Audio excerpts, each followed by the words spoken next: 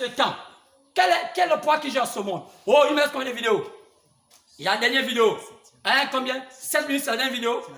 La 7e vidéo. Oh, c'est la 7e vidéo. J'arrête maintenant comme ça. Donc, nous sommes à la 7e vidéo, la dernière. Donc, je vais dire, je vais laisser vous montrer quelque chose. Regardez bien. Pourquoi? Oh, je parle de l'Égypte. L'Égypte, c'est le monde.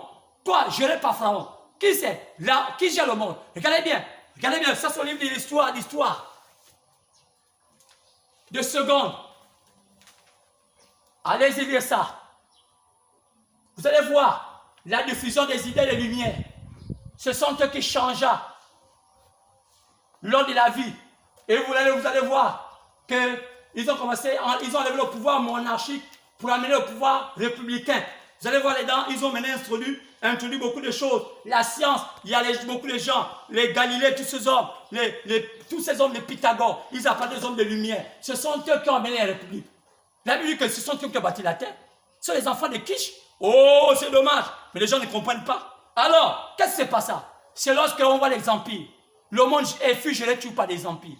Partant du premier empire qui était l'empire babylonien, qui était fondé par une famille, appelée la famille de Kish, la famille de Sémiramis, appelée l'autre aussi Némorode. Ils étaient trois à faire cette famille. Ce sont eux qui ont fait ce qu'on appelle le polythéisme, l'autre religion. Parce que le monde n'avait que le monothéisme, l'adoration d'un seul Dieu. Mais c'est cette famille qui a amené le polythéisme.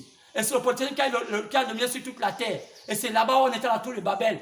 Toute la terre adorait le polythéisme. C'est là où Dieu avait confondé la terre. Et chacun est parti sur la terre avec l'idée du polythéisme. C'est que le polythéisme est tout dans chaque pays du monde. C'est là où vient l'idée maçonnique. Et c'est là où vous allez remarquer qu'on est né un pouvoir appelé l'Empire babylonien. Après, l'Empire babylonien a été succédé par l'Empire Mède des Perses. Après, l'Empire Mède des Perses a été succédé par l'Empire grec, la Grèce. Après l'Empire grec, c'était succédé par l'Empire romain. C'est l'Empire romain aujourd'hui qui gère le monde. Malgré les autres empires, il y en a eu plusieurs, mais des petits empires. Mais les plus grands empires, c'est pourquoi l'Empire romain, quand on regarde dans le chapitre 13, fut divisé à deux. Elle fut blessée. Une partie perdit la puissance et l'autre partie continua. Qu'est-ce qui se passe ça? Oh, une partie resta antique, l'autre partie resta maintenant religieuse. Donc il y avait maintenant une partie qui avait conservé les origines du monde occulte qu'ils avaient avant, dans leur tradition. C'est ceux-là dont les francs-maçons gardent. C'est quoi on les appelle les athées. Ils ne sont pas religieux, ils sont athées. Leur Dieu, c'est la science.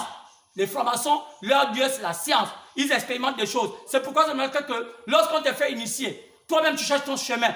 C'est quand vous allez t'étonner que la franc-maçonnerie du Gabon, il va la franc-maçonnerie de la Côte d'Ivoire. La Côte d'Ivoire, il va la franc-maçonnerie de la France. Parce que lorsqu'on est ici, le président est censé être le chef dans nos pays africains. Mais dans les pays avancés, ils choisissent un chef. Et c'est le chef-là qui guide, qui mène les débats. C'est quand vous avez remarqué que dans beaucoup de pays, même les élections sont truquées. Pourquoi? Parce qu'on adoube quelqu'un, c'est celui qui va être le président selon la loge maçonnique ou bien rosicrucienne. Ça dépend de ce que vous voyez. Maintenant, quand on voit le voyage astral de celui qui gère le pays, ne doit pas voir la même philosophie que celui qui est en France ou bien dans notre pays. Pourquoi? Parce que chez eux, les maçons ne sont pas dogmatiques. On va revenir à ça, peut-être mercredi. Vous allez comprendre? On va voir ces choses. Eux, ils ne sont pas dogmatiques. Nous, ils ont des grades. Ils ont ce qu'on appelle les mots comme ouvrier, comme camarade, compagnon et maître. Où on trouve ces mots? Donc, vous allez voir aujourd'hui, dans ce livre d'histoire, vous allez voir, ici, le mot compagnon existe. Pourquoi ça dit le mot compagnon? Vous lisez ça, c'est le compagnon.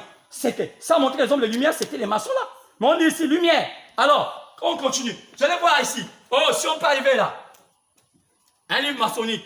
Oui, peut-être que vous n'allez pas me dire que je trahis. Je ne trahis pas. Je suis seulement en train d'enseigner les hommes qui sont un peu désemparés de la vérité. Oui, c'est pas remarqué qu'ici, on les appelle compagnons. Ce mot compagnon revient toujours. Quoi c'est? Les maçons ont toujours ce mot compagnon. Compagnon, pourquoi? Parce que ça fait partie des grades.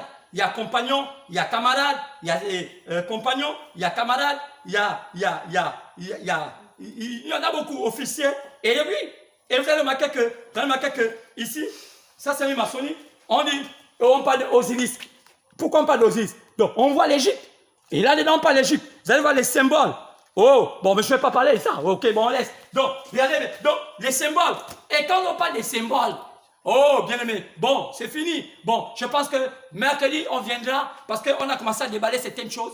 Et je pense que Dieu va nous donner encore la santé. Quand vous avez été bénis, libère-toi maintenant, sors des systèmes. Vous allez maintenant comprendre comment la guerre entre le Vatican et la franc-maçonnerie, comment ça se déroule. Maintenant, qui sont les francs-maçons? Quel est le système du Vatican? Quel est le système des églises? Quel est le système de ce monde? Quand vous allez comprendre ça, la vérité vous affranchira et vous rendra libre.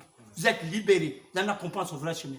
Que feront les églises? Est-ce qu'ils seront entre les mains de Dieu ou bien ils seront entre les mains du diable? Que Dieu vous bénisse. Passez un bon dimanche. Que Dieu vous bénisse.